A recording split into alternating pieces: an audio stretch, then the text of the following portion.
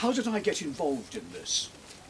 We go back, way back to my childhood, but before then, there I am standing on stage at Drury Lane, on the side of stage, watching a performance of The Pirates of Penzance, which was being played that night. And I was the company manager, and I was told I had to watch the specific number because the daughters of the Major General, if you know The Pirates of Penzance, were misbehaving. They were climbing over rocky numbers and they were upstaging each other, tripping each other up, etc.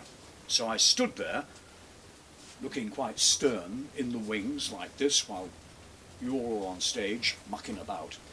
And then they began to calm down. And suddenly, a hand hit me on the shoulder. I can only say it was a hand, and spun me right round. I went round 90 degrees. Like that. Looked around thinking, who has done that? Nobody there at all. So, I thought, I'll have to ask. I asked everybody. Nobody knew about it. And they mocked me, basically. They said, oh, you've had a few too many pirate sherries, you know, you've been indulging. Okay, I believed what I'd felt, said no more, went back into the company office, shut the door, opened it, not about a week later, but I did open it, but actually before then, but a week later, one of the daughters was standing exactly in the same position where I was, waiting to come on stage. And as she waited, she had a wig on, and as she waited, she felt her wig being pulled at the back, down like that. And she went, up, exactly as I had, swung round, nothing there. Told everybody, and then my story began to be believed.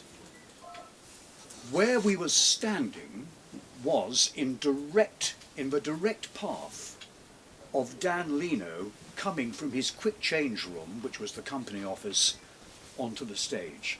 And I reckon Dan was a bit of a gentleman. He knocked me out of the way, but carried on, but was polite to the lady before he could get on stage.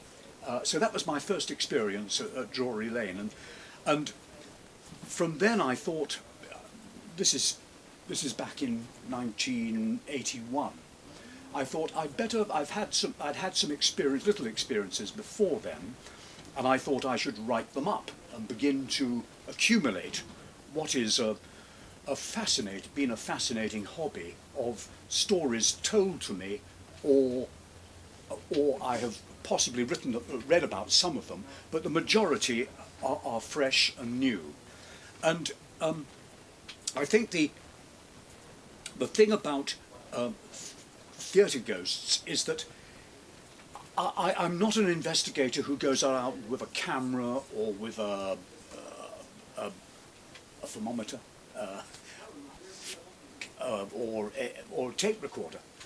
All those elements are done by lots of people with far more qualifications than me, but I thought the best thing to do would be to garner the stories and then weed them out to the ones which I believed the people who told me, either in the flesh or wrote to me, believed themselves.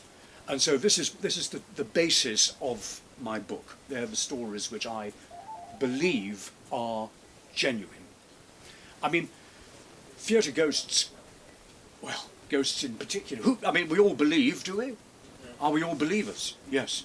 I mean, we go back, don't we, to one of the first recorded instances is in Babylon, which is there is a stone, a carving which came from Babylon, which was to exorcise spirits from the grave, to put them back in the track.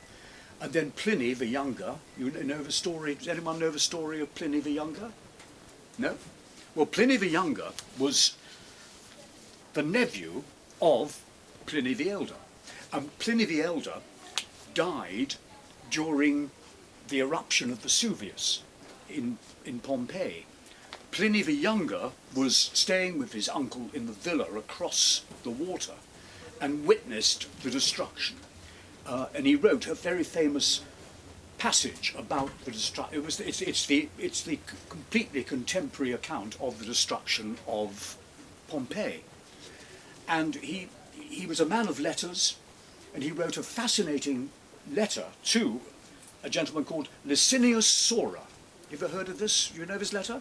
Well, Licinius Sora was a friend of his, but the story came from a Stoic philosopher called Athenodorus Canonites.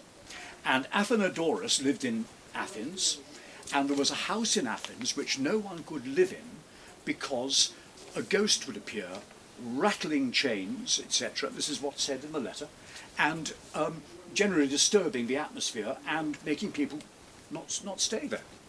So Athenodorus decided that he would try and investigate this, and he went in, sat down, started to write some Stoic thoughts, as it were, and after midnight he heard a rattle and a moan, and there was a phantom with chains on his arms, waving them, and calling for attention, basically. Now, Athenodorus was going determined to find out more, so he ignored him and carried on with his writing. But the phantom continued to do this, and eventually he looked up, and the phantom's hand came out and led him out into the garden, as it were, of the villa, and pointed at the ground, and then disappeared. The next morning, Athenodorus had alerted the authorities, and they came round. They dug down into the ground, and they discovered a man's body with manacled hands, and they buried him correctly. And from then, the ghost never bothered that house again. Now this is AD 220 maybe. So it's extraordinary, isn't it? How far back we go. But I'm definitely this evening talking to you about theatre ghosts.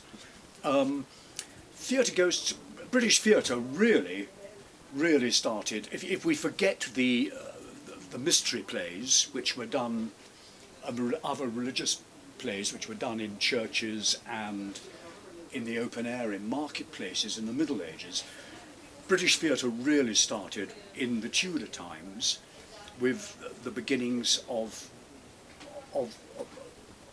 the playwrights of the day. So we go from Marlowe, we go Greene, we go Marlowe, we go Shakespeare, of course, Kidd, Webster, Dekker, all those playwrights at the time. And they used ghosts in their plays. Kidd and Webster and Turner, have you heard of it? I'd never read Turner, but he was definitely one who put it. But Shakespeare went over the top, basically. He put one ghost in Henry VI, the ghost of the king. But then it came to Richard III, he put 11 ghosts in Richard III, who all appear on the eve of Bosworth, and they all say, despair and die. That's our one word, so hopefully they all remembered it. So 11 different ghosts come on. I can give you the names, but I don't think I will. Going back to my experiences, the first experience I had in the theatre was at the Criterion Theatre in Piccadilly, there it is. And the Criterion was built on the site of an old inn, an old coaching inn, the White Bear Inn. And it was the first theatre which was totally underground. You go in from the front entrance where the box office is, and then you descend down and down and down. And like so many of the London theatres, you can hear the tubes going past you. When I was there, this is in 1971. Piccadilly was pretty run down. It was pretty seedy, may I say, and the theatre had an air of decrepitude, I think is the best way to say it. It smelt, mainly because the sewers kept erupting. and subsiding. So it was really nasty. It wasn't a pleasant place to work. But, you know, we were employed to do a show, so we did. And in there, at the stage door, there was a wonderful old stage doorkeeper called Harry Lomax. And he was 93 or 94. And he'd only taken up being a stage doorkeeper at about the age of 80. Of course, in those days, it's swung the other way now, which you never actually, you didn't have to retire. You see, you could, in those days, you could carry on working until you dropped. We had a front of house manager who was at least in his 80s as well, used to come in and dep. And Harry used to sit in this little sentry box, slightly below street level, only, you know, 2 flights down. And he'd bark at everyone, throw anybody, you know, who he didn't think was right out of the building. But he was old and a little bit incontinent, if I may say, use that word boldly. So he had to go often down for a wee break, as he used to call it. So he'd get up and totter down the stairs round the corner to where the lavatories were. When he did this, it was a golden rule that the stage door has always got to be manned. So this, he would ask someone to sit in his place during this period.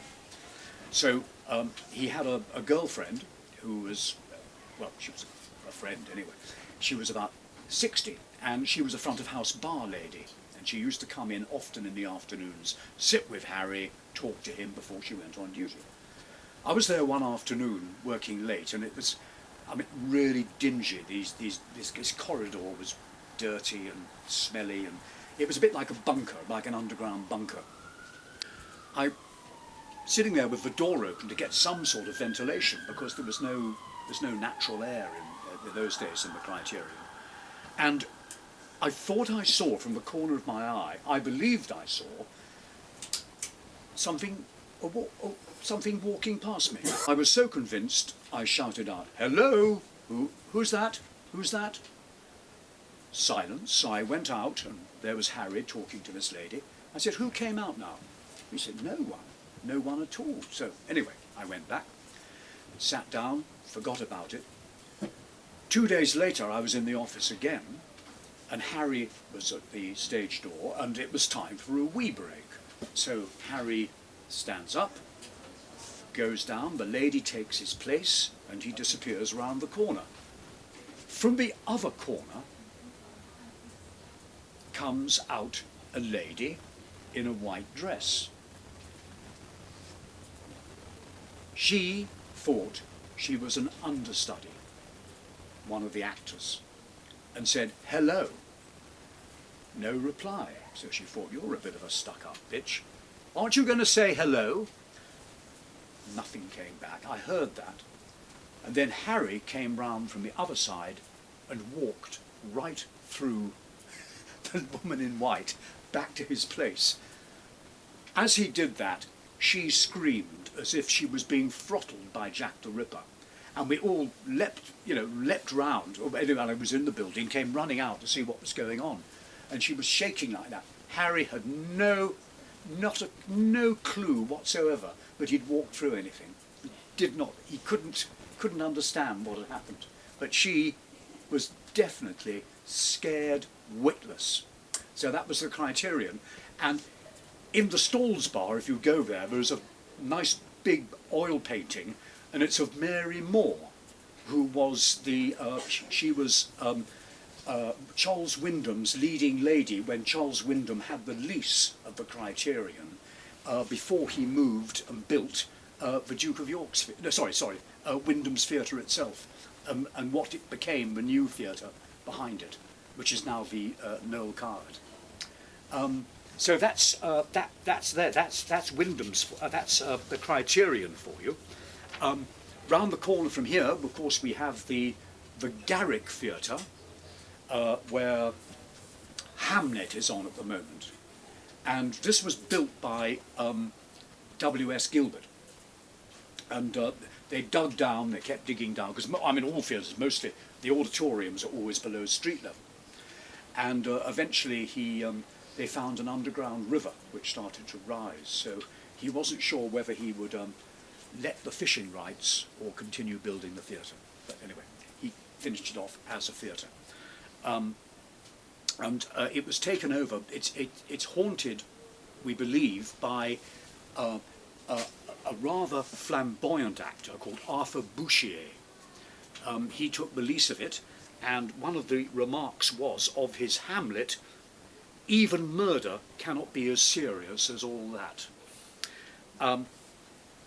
He put out an announcement he was going to play Hamlet, and Gilbert again said to his fellow playwrights and friends, what we'll do is we will let Arthur play Hamlet, we'll let him open Hamlet, and then we'll open the graves of Shakespeare and Bacon, and whoever is turned over, we know who is the author of Hamlet. Which was, I think, quite good. Anyway, he haunts the theatre. There is a sort of a staircase up to the manager's office, and he definitely haunts that. People have seen him. In my time, they were talking about it. I mean, I don't know if it's been seen recently, but interesting story, that when Death Trap was on, which is back in maybe 20 years ago, the cast were on stage, and just before, in one scene, they spoke their line, as it were, they heard the line coming from off stage. And the next person stepped forward to say his line, and again it was repeated. So they got a bit. They said there's someone's mucking around. Basically, they checked again. Nobody. There was nobody in the wings. They checked for 2 nights. This happened, and nobody was there. And they kept a watch. So something was teasing them. And the other thing which happened on that time was that the house tabs, the house curtains, literally came in and out on their own volition, without anybody, and they weren't electric in those days, they had to be pulled by a rope. And no one was there to pull them. So no one knows who the Phantom was, but of course Jack Buchanan was one of the lessees of the theatre, and Jack Buchanan was a huge star in the 20s, 30s, 40s, and up to his death in the 50s. And they have his top hat. The theatre manager had his top hat on the desk, and I've often thought maybe that was Jack, because he had a great sense of humour. Who's been to Bath? Been to Bath? Have you been to the Theatre Royal Bath? It's a wonderful building. It's one of the best preserved auditoriums in Great Britain. Of course, it's Georgian. It's about 1802, and it's the classic horseshoe auditorium with little boxes and a circle, and it's in this. It's quite a large premises where it's situated. There's a pub called the Garrick's Head, which is next door to it, and there's a house round the corner. I'm saying that because of the circumstances. So when we went there this is again in the 70s, we had to find accommodation, digs as they call them. You had to go and stay somewhere. So the Garrick's Head at that time was an independent pub, and they'd put us up. And I'd heard that one of the rooms at the Garrick's Head was haunted, one of the bedrooms. So I said, it's at the back. Someone had said, it's one of the single rooms at the back. So I said, right. I pulled rank and I said, I'm sorry, I've got to sleep overlooking the street. It's the only place, which I did. And my ASM just went, oh, don't be silly, you're being stupid. And she went in there. The next morning, over breakfast, she hadn't slept all night. The sheets had been pulled off her bed, and she asked to be moved to another bedroom. So then we get into the theatre, and the theatre was pretty decrepit in those days. It hadn't been done up, hadn't had any support from the council or anything, but it had been run by the Maddox family, and they'd had it for generations. And when they were when they were in situ, as it were, they used to put on a pantomime every year. And if you look in the flies there is the butterfly cloth. And this is because they were doing Sleeping Beauty, and Reg Maddox, said, I would like a butterfly net, a big, huge butterfly at the back, and all the dancers will be dressed as butterflies, and they will do a butterfly ballet. So they painted it, they equipped it. It's a cutout, if you know what I mean, hung by wires from a bar, and they had it all in place. Rehearsal started, and then Reg dropped dead, heart attack, and on the day he dropped dead, a dead butterfly fell from the flies. Now this is come November. Butterflies shouldn't be there. So they said, we'll cancel the ballet, and then someone said, no, you've got to do it for Reg's sake, because we're all, we're quite sentimental really in this business. It's a mixture of awful cruelty and sentimentality in the theatre. And they did the ballet, and on the opening night, a live butterfly came down from the flies, and the butterflies have been seen so often.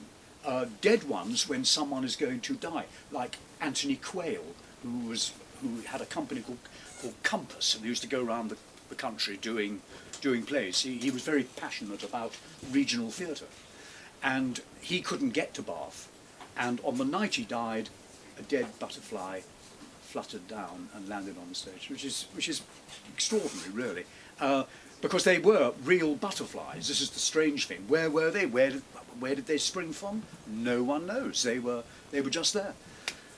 A few years after us, Anna Neagle. Anyone remember Anna Neagle? Yeah. Dame Anna Neagle. She came with The Dame of Sark, which is a play by William Douglas Hume, and it's about the Dame of Sark in the Channel Islands and her defiance against the Nazi occupiers of the Channel Islands at the time. And good play, always set in one room basically. And there was some. She was a draw, even in her 70s. This is, and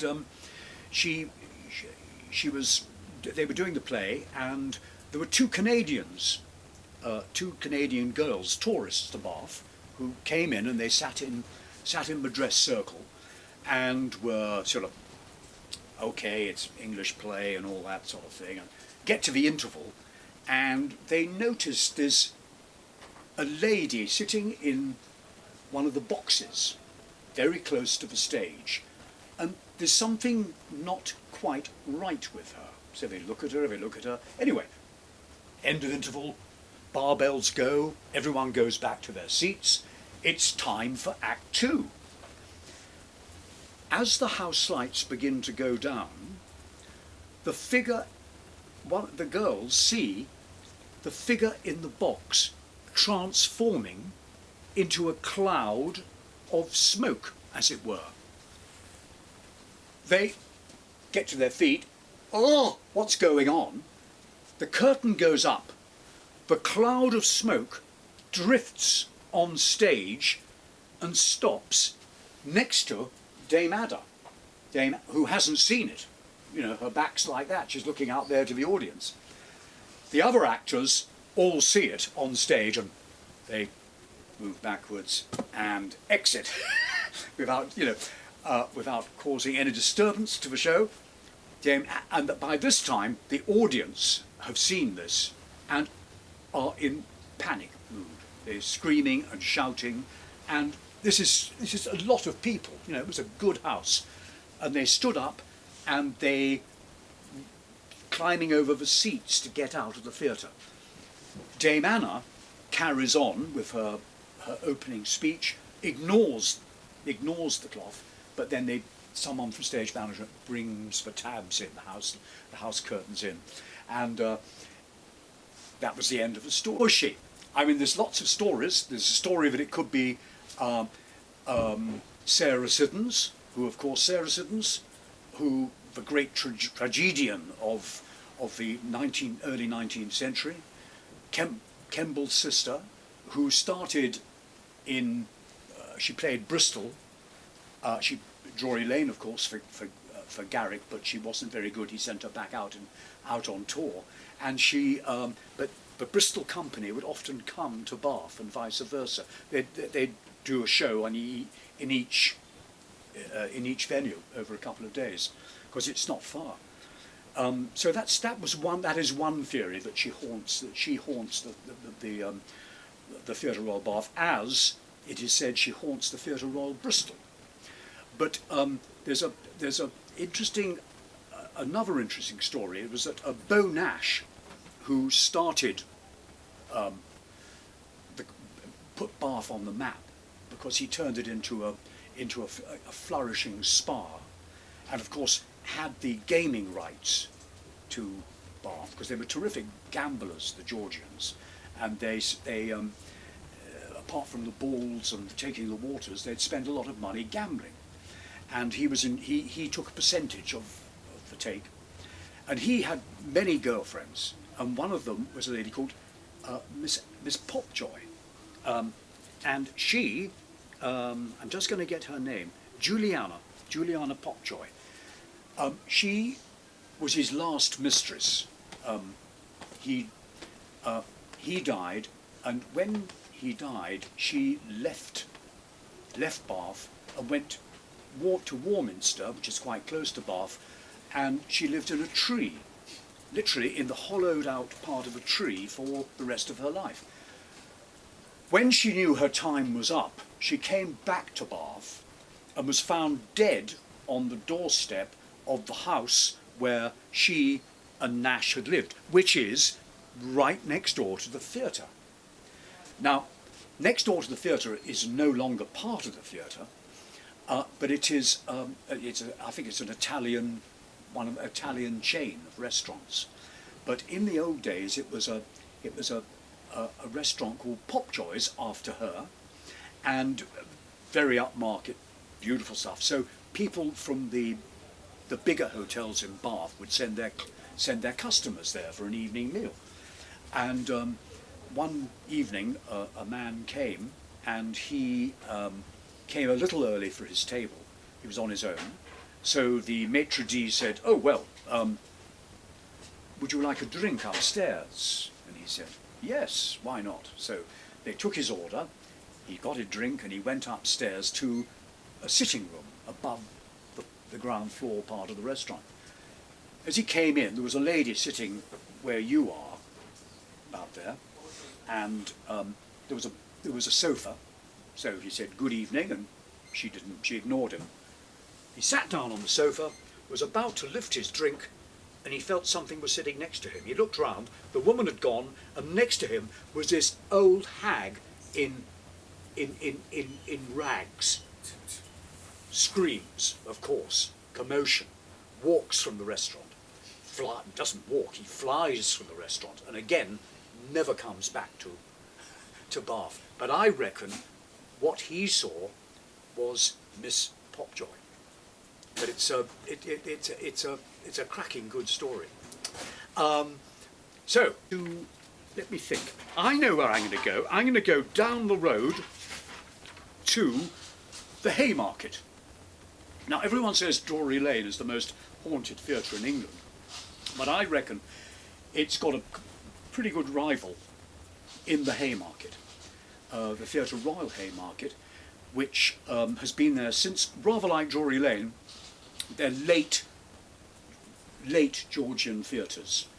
Drury Lane, the one we know now, is 1812, Haymarket about 1802. But the Haymarket was originally the little theatre in the Haymarket, and it's where Samuel Foote worked. Now, Samuel Foote was a one-legged actor, lost his leg in a joke. Well, it wasn't very good joke. They gave him a horse to ride which hadn't been tamed, basically, a very spirited stallion, which threw him and broke his leg so badly that they had to get a surgeon up from London. This is up in Yorkshire. And they amputated. And the chance of survival in those days from amputation was about, if you were lucky, 50%. Most people, 50% died from gangrene, etc. Of course, they hadn't even learned to wash their hands in those days when you had an operation. That didn't come until 1850s. 1850s, yeah.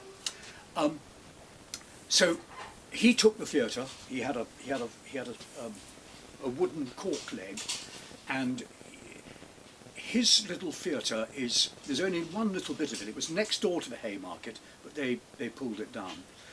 Mr. Buckstone is the traditionally famous ghost at the Haymarket, and he was Queen Victoria's favourite comedian. She came to the Haymarket about 20 times to see his various productions. And he is said to appear in boxes, on stage, etc. And I've never seen him. I've seen something in a box there, but I couldn't be sure. There was no face. There was the famous story, which I was told to by Patrick Stewart, when he was doing Waiting for Godot there with McKellen, in that they were on stage together, and he was looking out, and he saw a figure climbing out of the stage level box onto the stage, and it was a man in strange clothes. They weren't ancient though. They weren't as old as Buxton. They were more 1920s, and completely threw him. He didn't know what to say, and at the end of it came off stage, and McKellen said, what was wrong? What was wrong? He said, well, you saw that guy come on stage. He said, no one came on stage. So who knows who that ghost was? But we were doing a play called Mr. Foot's Other Leg, which was written about Samuel Foote, his life and times. And it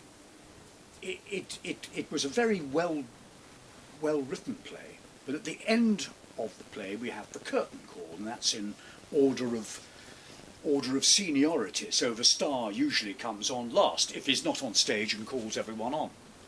So various actors came on, and on one night a lovely actor came on stage, and as he was taking his bow, he could see, just from the corner of his eye behind him, we used to have an extra, as it were, a supernumerary, as they're called, and he was really into the show, and he'd come and stand in the wings and clap each night at the curtain call. And he thought it was him clapping, but just there rather than over there. So when he came round, he looked, and there was no one there. Grey.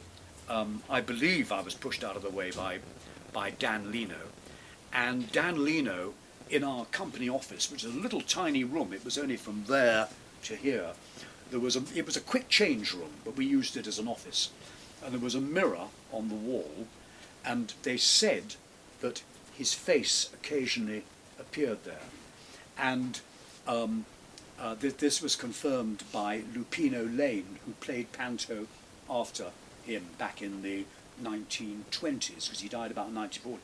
It was very sad. He died very young. Some say it was madness. Some say it was syphilis. No one quite knows what had happened to him, but he went potty and died in his 40s, and rather like Grimaldi, but Grimaldi wore himself out literally.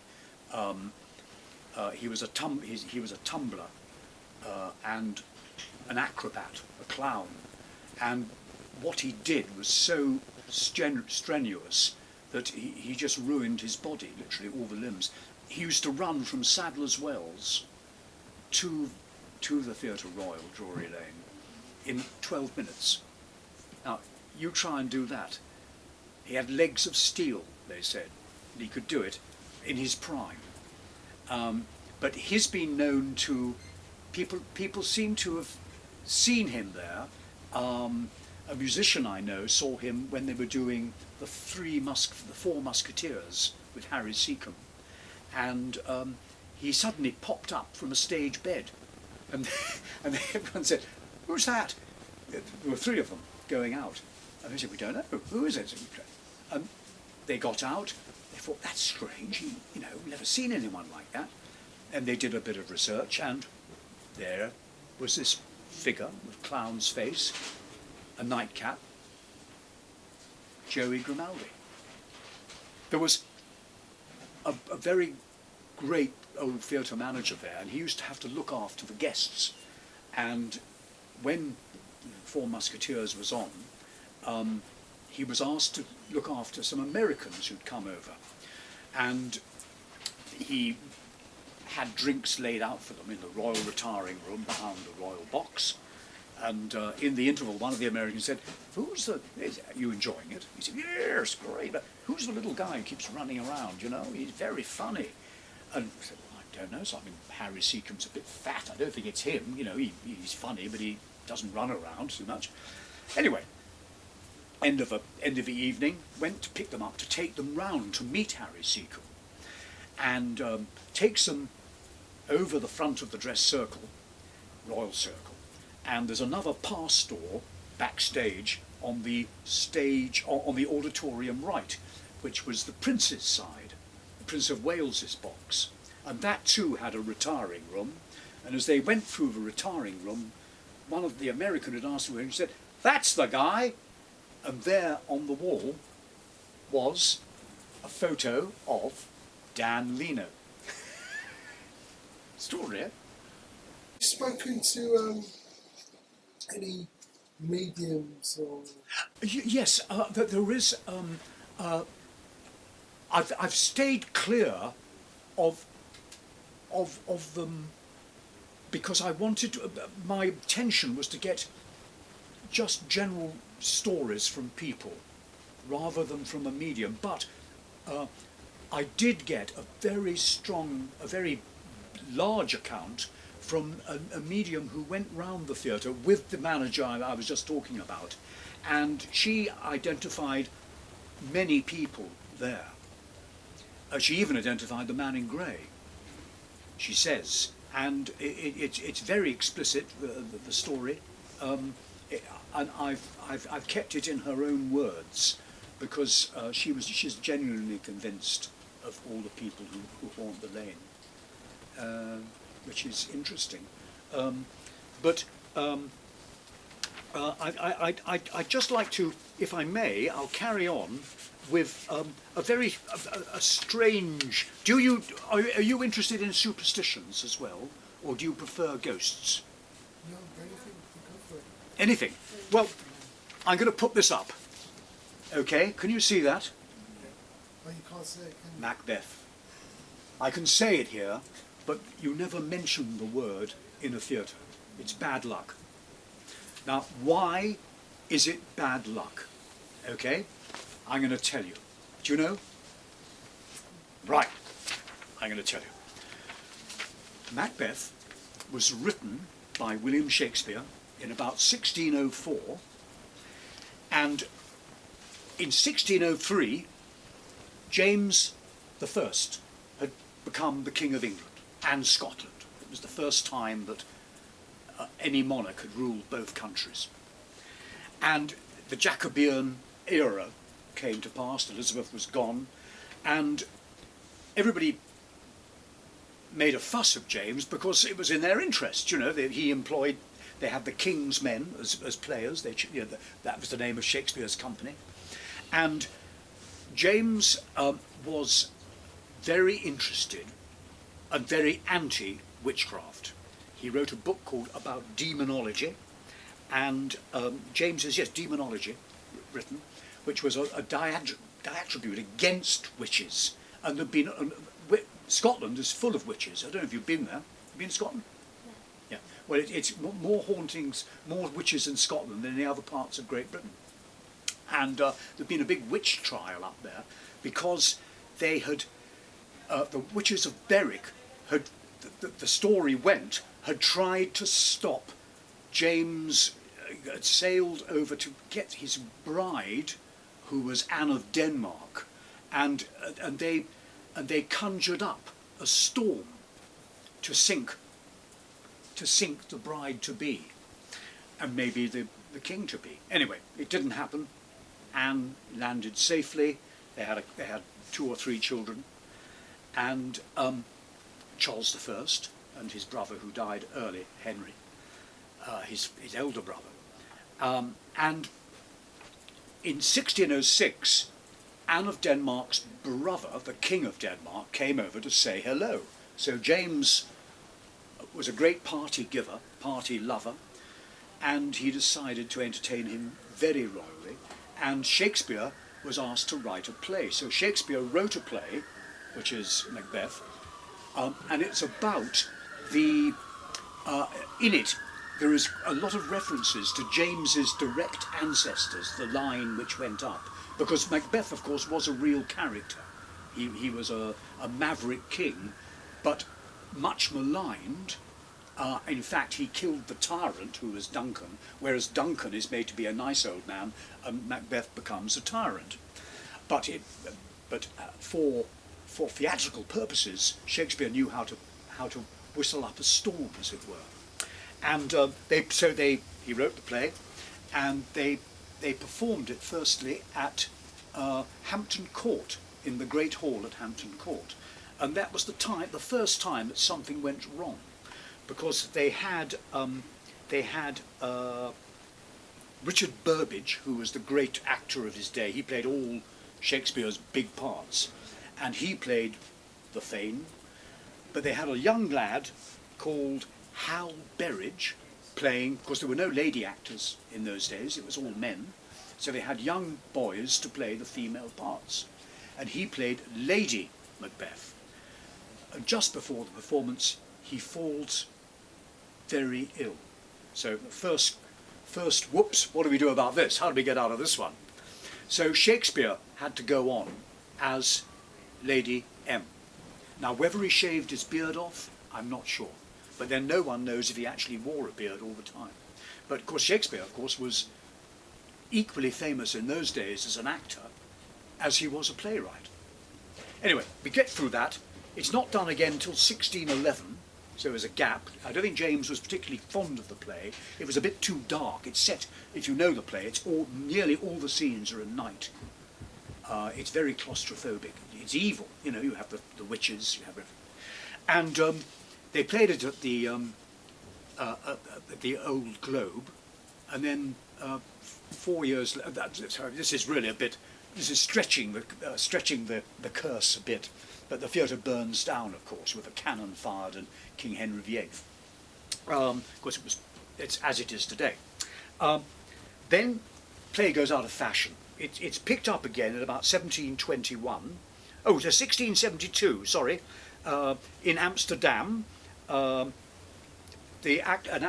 Dutch actor played it and stabbed Duncan to death by using a real dagger by mistake, and it went straight into him. And then it didn't come to London until 1703, and when it was played, a violent storm came up which wrecked all sorts of, it was like a hurricane, blew up. Then 1721, again, more fights on stage. 1775, Sarah Siddons, she was playing it, and the crowd, for once, disliked her. Usually, she was the Madonna of her day. Everyone thought she was the greatest thing on earth, but they didn't like her Lady M. And then in 1849 in America, 10,000 people were watching Macready play it, and it was Macready, yes. Anyway, a riot broke out, and 23 people were killed, 36 wounded, and hundreds were injured. They had to call the militia out to stop the fighting. In 1865, Abraham Lincoln, Civil War's coming to an end, takes several friends on a boat trip on the Potomac and recites from the play. 2 weeks later, he's murdered. Okay? An actor named Barnes engaged in a sword play, again in the fight, because they do use a lot of swords, speared. 1930s, we have the Royal Court. Sybil Thorne died in 1920, almost strangled during the play. So things keep going wrong. See, modern dress, a large set fell down, injuring some members of the cast, and a fire broke out in the dress circle. Then in 1934, Malcolm Keane turned mute, on stage, that's right, and he had to go to hospital, and Alistair Sim played it. He developed a fever and had to be hospitalised. In 1936, Orson Welles produced his Voodoo Macbeth in America, and it was set in Haiti, and he had some Haitan drummers, and it is believed that one of the drama critics, Percy Hammond, blasted the show, and he died within a couple of. They think they put a curse on him because he died within a couple of weeks. In 1937, Lillian Bayliss, who had the old Vic, she was the grande dame of. She put Shakespeare on the map properly after Irving and people like that. But she'd done the whole canon. She'd produced every single Shakespeare play, and she decided to do Macbeth with Laurence Olivier as Macbeth. And they got a very distinguished French director called Michel Saint-Denis. Michel Saint-Denis, who couldn't speak English very well, but it's a peu comme ça. So no one really knew what he was talking about, his stage directions, but they carried on in the language of Shakespeare. But they were getting a bit worried about this, and so was Miss Bayliss. But he had a terrible car crash, he and one of the actors, and had to withdraw from the show. So they got Tyrone Guthrie in. Then Lillian Bayliss's dog is run over. Her favourite, she had this dog who came everywhere with her, it was a pet. So the dog was killed. Then Olivier was sitting in the wings during rehearsals, waiting to come on stage. He stood up, walked as he took a step forward, a stage weight, 25-pound stage weight, came down, hit the chair, missed him by an inch. He would have been dead. Everyone, how it happened. No one confessed to it. How it fell down, no one knows. Anyway, they recovered that. All well, and then on the eve of the dress rehearsal, Lillian Bayliss drops dead. She dies. So that's another one. They decide to go ahead with the opening for her memory, but they go up late. The curtain doesn't rise for half an hour. And she was a stickler for timing. And in her office, there was a portrait of her above the mantelpiece of the fireplace. And the story goes that at half an hour after they'd waited to go up, the picture suddenly sprang off its hook and crashed to the floor. So that's some of the stories of Macbeth, and they go on and on and on. In 1942, Gielgud suffered 3 deaths in the cast. The actor playing Duncan and 2 of the actresses playing the Weird Sisters, and the suicide of the costume and set designer. So it just goes on. Charlton Heston suffered severe burns in his groin when accidentally soaked in kerosene. Glenda Jackson, Christopher Plummer, is supposed to have gone through 3 directors, 5 Macduffs, 6 cast changes, 6 stage managers, 2 set designers, 2 lighting designers, 26 bouts of flu, torn ligaments and groin injuries. So it's a show which people enter seriously. And the fact is that you never ever quote from it. It is deemed to be totally unlucky to quote from it, make a joke or reference it. So it's called the Scottish play or the unmentionable. So that's So when did that happen? When did people stop saying the name? well, they do say the name as long as you're not in. When did the tradition of not saying the name? When did that? Oh, that's from the 19th century. It's been from the turn of last century. It still doesn't stop accidents happening. It still goes on. It still goes on. People still won't say it. Actors are very superstitious. The accidents still keep happening. Sorry? The accidents still keep happening. Yes. They won't. If people don't speak English, can be understood by. If people don't speak English, can be understood by. Yes, I think so, because it is the play. Oh, I'm sorry. I don't. The play is, of course. Are you from China? There's a very famous Japanese. I'm sorry, I had to say Japanese production of Macbeth, which is on film, which is wonderful. It's a universal story. It's fascinating. Time to go.